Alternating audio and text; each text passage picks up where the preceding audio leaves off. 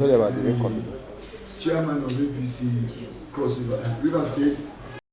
Malign the APC Rivers, Mr. President, and the Minister of the Federal Capital Territory got our concern, and we felt that we should quickly respond to them. So I'd like to read the text of our own press release. I have forwarded the soft copy to the chairman. I'm sure he will send to everybody. Now, I titled this, "The Coup, the Sack of Sore Losers," a riposte to the unsavory vituperations of Dr. Abiyesekibo and others against Mr. President of the Federal Republic of Nigeria, APC River State, and the Honorable Minister of the Federal Capital Territory. The attention of the leadership of the All Progressive Congress, APC River State, was drawn to a test of press conference hosted yesterday by some unrepentant Atiku through PDP supporters in River State. Our initial thoughts when we were drawn to it was to ignore the cul-de-sac machinated by the defeated and conquered politicians who led the failed onslaught to lie barefaced to Nigerians on the Governor Siminalaye's self-inflicted political fisticuffs in River State. But we feared that allowing their lies to go unchallenged and fester would distort the true records. Hence, we elected to immediately put out a quick response as counter-examples of the blatant lies they peddled and canvassed. The second reason why we would have opted for the choice of consigning the complete plural test to the trash can and don't bother with it is that the presenters lucidly introduced themselves as unrepentant leaders of Atiku's 2023 presidential campaign in River State, and so forayed into their intra-party squabbles. We couldn't have joined them in that Rivers PDP gymnastic arena. It would have been completely nonsensical.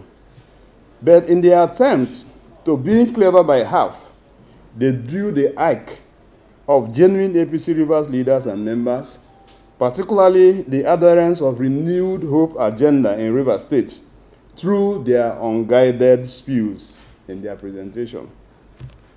The undeniable fact of the matter is that all those that lined up on that table and signatories to the text in issue are still ardent believers of His Excellency Atiku Abubakar.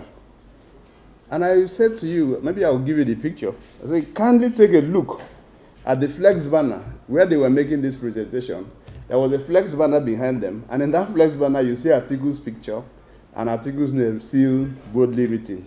So yeah, you know why we were talking about that. Now, kindly take a look at the flex banner behind the table where they sat and see the picture, name of Atiku Abubakar. It was deliberate and intentional. And we say that the rest, ipso locuto, the facts speak for themselves. These persons can never forgive President Bola Ahmed Tinubu. Neither would they forgive His Excellency Wike and the APC Rivers over the sin of their woeful electoral defeat. Of course, it follows, therefore, that anyone whose action or inaction contributed to their dangerous fall is inadvertently their sworn enemy.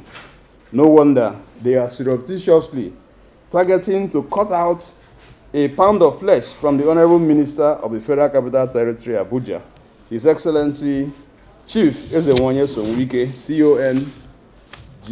CONGSSRS. What a cul-de-sac. A spectacularly failed mission indeed. This wicked subterfuge cannot work under our watch. Nigerians know the circumstances and situations and scenarios that played out uniquely in 5 PDP-controlled states in the build-up to the 2023 presidential election and the aftermath through concomitant turnouts. This assembly of protesters did not only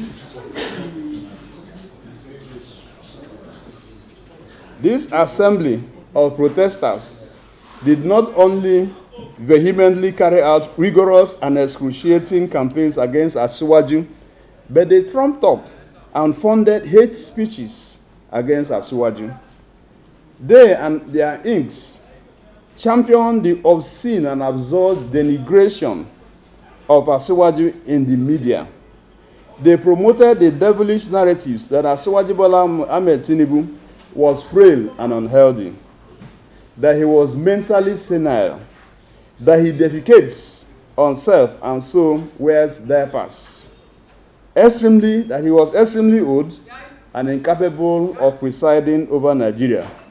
In fact, they played God by promoting that Asiwaju was on the departure lounge and will pass on in a bit. These protesters raised the issue of the political crisis in Rivers State and made attempts to link the Honorable Minister of the Federal Capital Territory to the fray. What a puny logic they espoused. It is so shameful that those champions of the slogan, their slogan then at the point was, and I quote, "serving son after father." That's when Siminalaya Fubara emerged in the PDP governorship primary, as now the same people who are errand boys of the son they despised. Political crisis in Rivers State is self-inflicted, and I reiterate, both the governor of Rivers State and the 32 assembly members were of the same political party and family, with His Excellency Wike as the father. Why is it the case that 27 assembly members opted for the opposition party, the APC in Rivers State? Does anyone think strongly that as full-blown adults, anyone can lead them by the nose? Or does anyone think that anyone can sit pretty on their noses?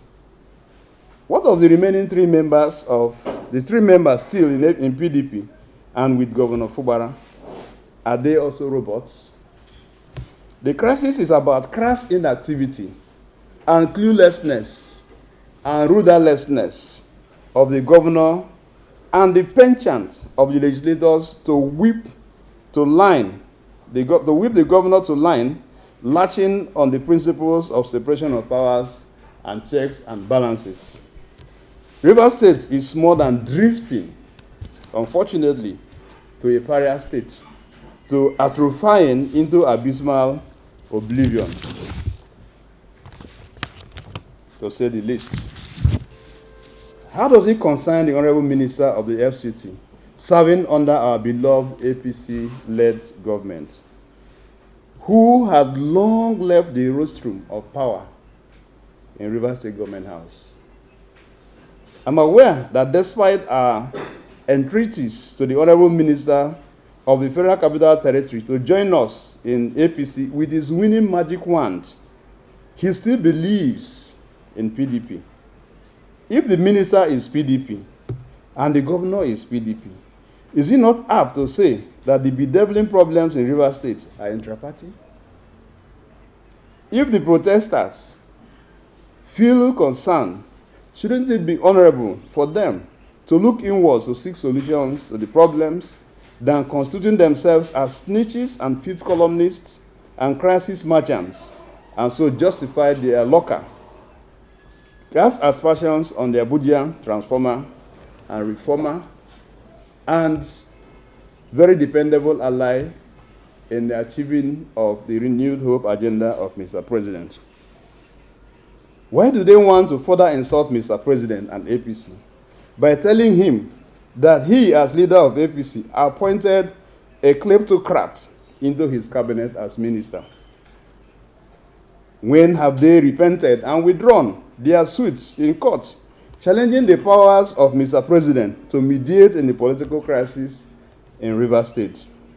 Have they repented from emboldening Governor Fubara to disrespect Mr. President by refusing to implement all the indices as contained in the 8-point presidential proclamation as panacea to the political crisis in Rivers State, which, by their actions, they have continued to fuel?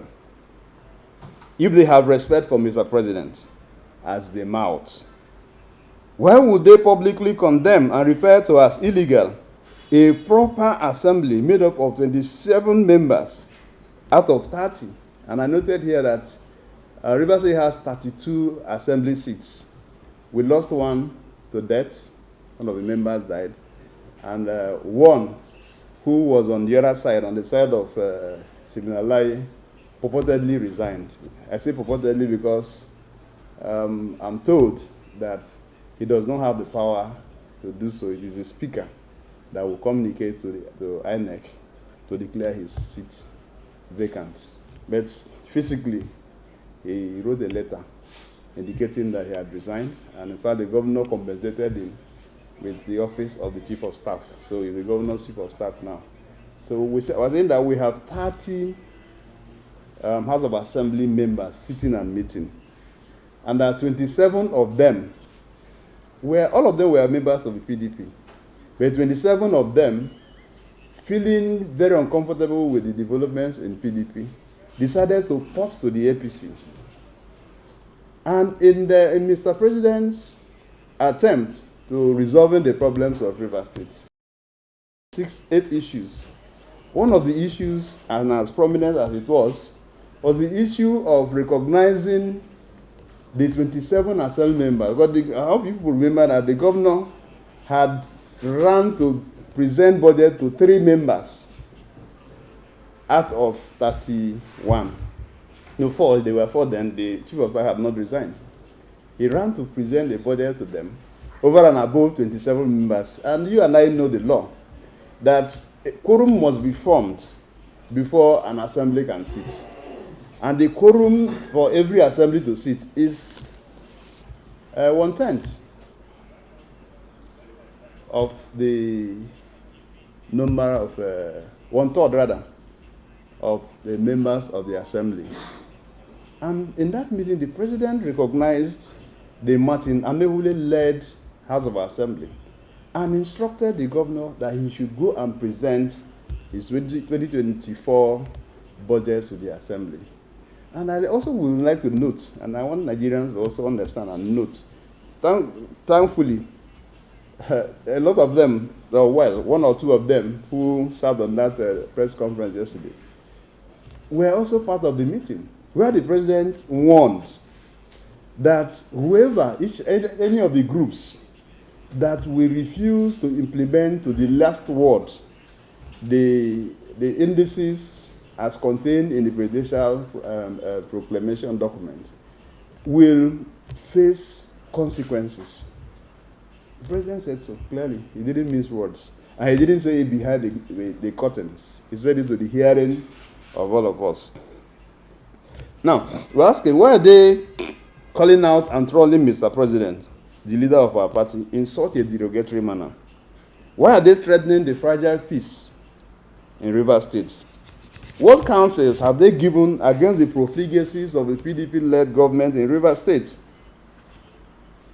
Are they not ringleaders of the weekly rip-off of Governor Siminalai Fubara and Rivers State coffers through ostentatious jamborees conducted in the 23 LGAs of Rivers State, dubbed Thanksgiving for Supreme Court victory of Governor Fubara? Isn't that absurd? And we're asking this question: what was Governor Fubara's case before the Supreme Court that was so fearful, so dreadful, and obvious that he would have lost, that the Supreme Court saved? Assuming without considering that there was, could his be worse than others who appeared before the Supreme Court?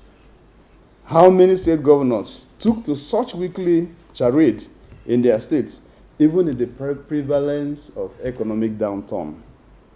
Was it not our heated advocacy that necessitated the holding of Rivers State Executive Council meeting just last Tuesday, after it was held on the 10th of December 2023? Yet, the governor continued to rule the state by whims and caprices of a dictator, autocrat, and a totalitarian. Have they been able to speak against the export of nudity? Rivers women were shown half nude to the world by this group. Maybe I should continue reading. Have they been able to speak against the export of nudity of some vulnerable, hunger-stricken, and helpless old Rivers women funded by the government of Rivers State through a pro-Governor Fubara's group called Rivers Women Unite for SYM, all in the bid to showcase what the governor referred to as organic support? If the midnight pseudo lovers of Mr. President today, as shown in their test under critique, if they are now convinced that Mr. President is abundantly fit and proper to preside over Nigeria, and that his 10 months in office has provided renewed hope for an El Dorado for Nigerians, and choose to recant their hitherto unsavory and unprintable toxics against Mr. President, they should follow the proper channels allowed for porting or decamping to any political party. This approach of browbeating and blackmailing they intend to use is not fashionable at all. No sane host tolerates a guest who attempts to enter his or her house through the window when the doors are wide open. Finally, they should know that a tribe document as that signed by two persons without office and or any authority whatsoever and howsoever, except as they couched it, former leaders of Atiku Abubakar 2023 campaign directors in Rivers State, can never, ever qualify as position of Rivers State people. Records. Even before His Excellency, the Honorable Minister of the FCT, was eventually appointed into the cabinet of Mr. President, I, then, as the leader of Renewed Hope agenda in Rivers State, maybe I should take this, it's a bit long, but maybe because we need to build a foundation.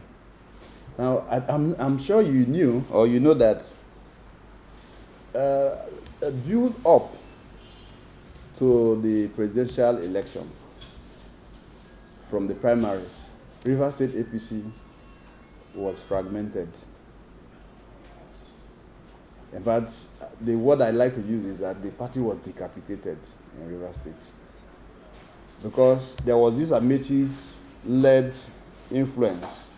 Because when he didn't make it at the primaries, he refused to play along the party. So his adherents remained with him. There was also a group that was part of what we were doing even immediately after the primaries. And that group was headed by Magnus Ngeyabe, senator. I belonged there, that group. But it beats our imagination that even after the president, our candidate, the presidential candidate then, Bola Tinubu, had emerged as candidate of the party, distinguished Senator Magnus Ngeyabe began to see from a different lens. Of course, he wanted to be governor. There was a penchant for him to be governor. And so he decided to abandon the party completely. Went to the went to the SDP, where he became candidate of the party. So APC in Rivers State became almost like an orphan What saved the party then was the fact that I refused blatantly. I said I won't. I wasn't going to leave the vision that we had of having Tinubu as a candidate of the party and going ahead to support him to win the election. And so I became John the Baptist. I became a sole voice in the wilderness.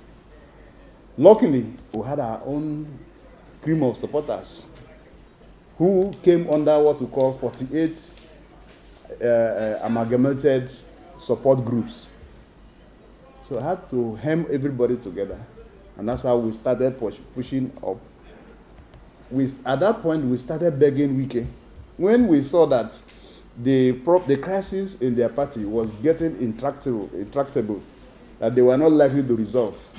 So we started then to beg the then governor of Rivers State to please come over to Macedonia and help us. That we had sustained in subsequent press briefings and releases. But as we speak, I'm not aware, because if he had changed camp, if he had joined the APC, I should know, because I'm the chairman. And he's a well-grounded politician that knows that joining a political party is not from the top. You start from your ward, your unit, in fact. So I'm not aware that he had acceded to those requests that were made. So he is still flesh and blood a member of the PDP. Why he serves in the Tinubu's government, the APC government, is also not an aberration. The president felt he could build a government of national unity and also compensate some persons who have done one or two things in his favor. Don't also forget that the track records of Wike as governor of Rivers State is intimidating. And if you're a president, you will not want to miss out from those qualities that he exhibited. And I'm sure you will know the difference is clear in Abuja with Yeson Wike as the sheriff in town in terms of development. I think the hinterlands of Abuja and all of those are beginning to see something new that I haven't seen before. That is the Wike himself. I'm sure you also recall that even as governor, the vice president then of APC, who was APC, came to Rivers State and monikered him the sobriquet of Mr. Project. He came the second one again and monikered him again Mr. Quality Project. Buhari, just at the twilight of his government, also conferred on Wike, president himself, conferred on him infrastructure development governor of the year. So if you were in the president's shoes and you are told of a man like that, knowing too well that the president is a talent hunter, and again that the man had also contributed immensely in your victory, would you not bring him on board? The answer is that you bring him on board. Okay, now you are talking about people decamping. No. For how many months that this matter had lingered? Not even one assembly member had defected. Not even the overtures that the governor and his team men are extending to them. They are refusing. The reason they refuse is because they are convinced in their conscience that the man is not doing the right thing. I just told you here that whilst the governors of Lagos, Borno, Niger, and name them, are busy thinking out of the box to see how they can better the lots of their states and their citizens, my own governor is in the business of funding ostentatious Thanksgiving every week. Each of those Thanksgiving service gobs 150 million. Of what relevance, please? It's a question we have asked. What's the relevance of a Thanksgiving? Other than that, he said, he was trying to show up support. He was breaking off he was breaking off from the shackles of his former leader that he calls Oga. He wants to be independent of him. Nobody's bothered with him not being independent. He's a full-blown man. But the issue we're saying is that you don't use state funds to fund that kind of charade. See what is happening in Niger. When they show such things on television, I feel like fainting. See a governor who has vision and mission for his people, buying and lining up tractors, acquiring hectares and acres of land for agriculture. When you do that, you are taking a certain number of persons away from unemployment, because human beings will drive those tractors. Where you're going to farm, you are going to have farm hands. So you have taken people away in thousands. What you only hear as defense in our state is that, oh, the governor is promoting workers. Oh, the government is paying. From which source? Is it not the source that comes from the center? If they didn't have so much money, if you don't have money, will you employ anybody? How can you pay the person? But because the money they have is so humongous, I was chief of staff to Amechi. I think I've made that introduction here before. 2012 to 2015. I was a member of State Executive Council. An active one for that matter. Of course, you know the role of a chief of staff. Yeah, so now there are things you don't tell me, because I was an integral part of the system, a de facto governor for that matter. Okay, so that the governor has nothing to show as we speak. Is it not madness? At the point when the country was nosediving, thank God for the kind of president we have. So when they say he pays salaries and I say, wow, that is, I mean, every primary school person who you put there as governor will pay salaries, if you have the money. In our time, we didn't have money. The highest money we received between 2013 and 2015 was 6.8 billion. I haven't forgotten. The governors are cutting away. Like this last month, Rivers State government went home with 28.4 billion from the center. And we have minimum, the Rivers State government generates a minimum of 12 billion internally generated every month. How does this translate to action in the state? He has no project apart from this one I'm here for yesterday. And the reason why he already did it was because the assembly had passed a bill reducing the percentage, okay, for mobilization that they give to contractors and suppliers. And so before that bill will run for 30 days, because he's not likely to sign. He hasn't signed to any bills. He will write to assembly, I've seen it, but I will not sign. And the assembly will override him. That is the law. The constitution is clear. Section 100, 1, 2, 3, 4, 5 provides that and empowers the assembly to override the president, or the governor. Where I work today in NDDC, NDDC was established by Act of Parliament in the year 2000. The president refused to assent to it. Are we forgotten? But today, is NDDC commission. Is the commission not a functional parastatal of federal government? Our business is to build a party. Is the principal mission handed over to us by the national chairman, sitting in concert with members of the National Working Committee, of course, exercising the power ceded to them by the National Executive Committee of the party. And we are doing quite a lot. Quite a lot. Our party secretariat is a beehive of activities every day. People throng in and out to identify with what we are doing.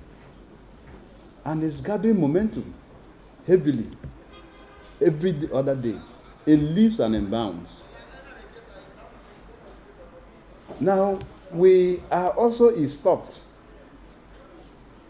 at some point, because part of what the chairman also said to us is that we should go and replicate the caretaker arrangement at the state level to cascade down to the world. You are aware, you are in this party.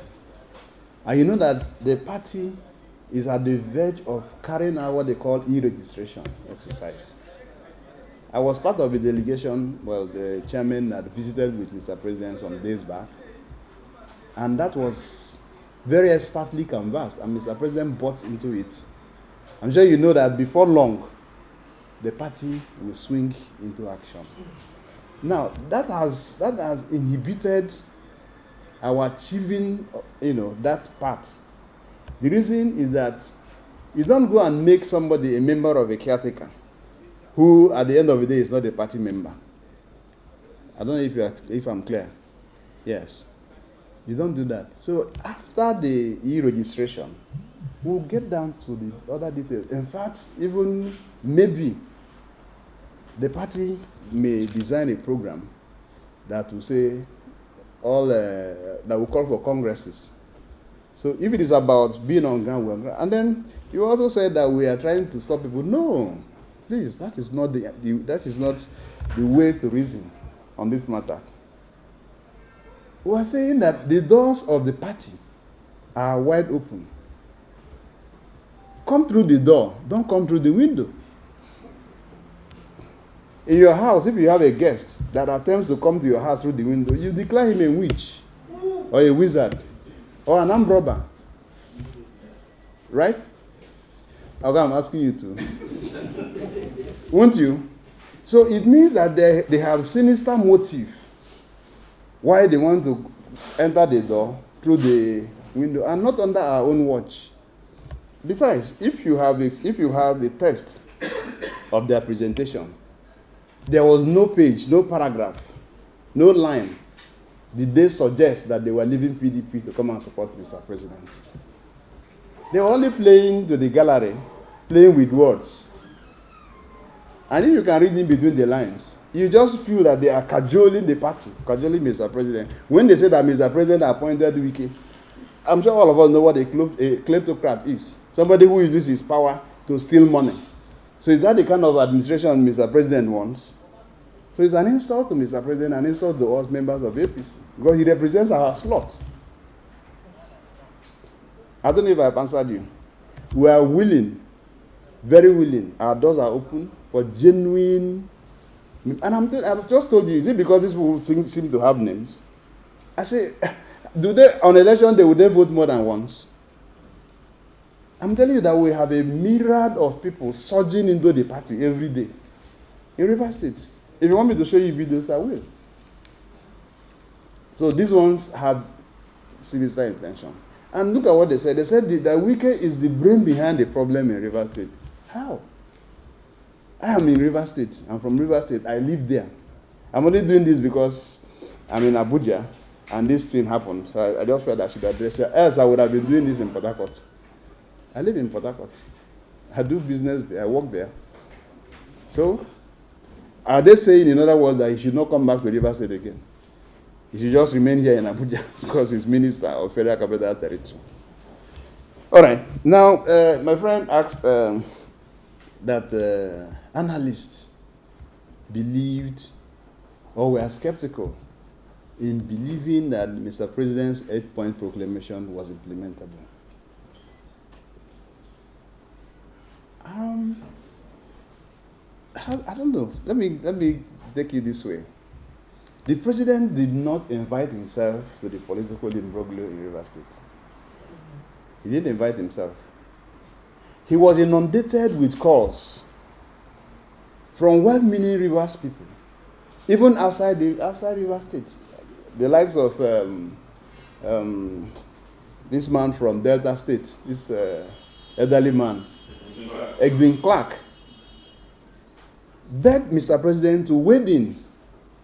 The state was sitting on the keg of gunpowder at the point. And Mr. President, in his busy schedules, still had the presence of mind, donated time to invite the protagonists and the antagonists to the presidential villa. I was there. I'm sure if you saw that paper, you see my name, Tinubu. I signed the proclamation document. About 7 of us. Now, the president, it was not a riot act. just to make this point clear, it was not a riot act. The president took his time first. I'm sure you won't like this. He said no press men in that hall, that it was going to be a family matter.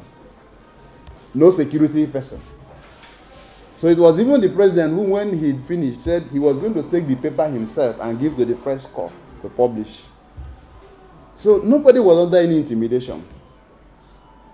Nobody was under duress. The president took his time and told the governor. Because when a governor dismantles the legislative complex, you have touched on the fabric of democracy. I mean, do we start to repeat the enunciations of Baron de Montesquieu when you talked about separation of powers? We shouldn't. We are not kids here. So when you touched by demolishing the assembly, the president told him that you assaulted democracy. Mr. Governor, you know how the president, you assaulted democracy. I'm president. I have the cane, I have the carrot, but I will not whip the cane. And he took his time, advised and counseled us, and allowed everybody else who wanted to speak to speak. The governor spoke. Our leader, Odili, former governor, spoke, thanking Mr. President. And the governor there assured Mr. President that every other thing contained therein that he was going to implement. Now, he had implemented 6 out of 8. Why are the other 2 difficult? What are the 2? Go and conduct local government election. And if you are governor, you are almost there for 1 year, and every day you think you are carrying crowd, you should just test the waters and find out that those crowds you are carrying are rented.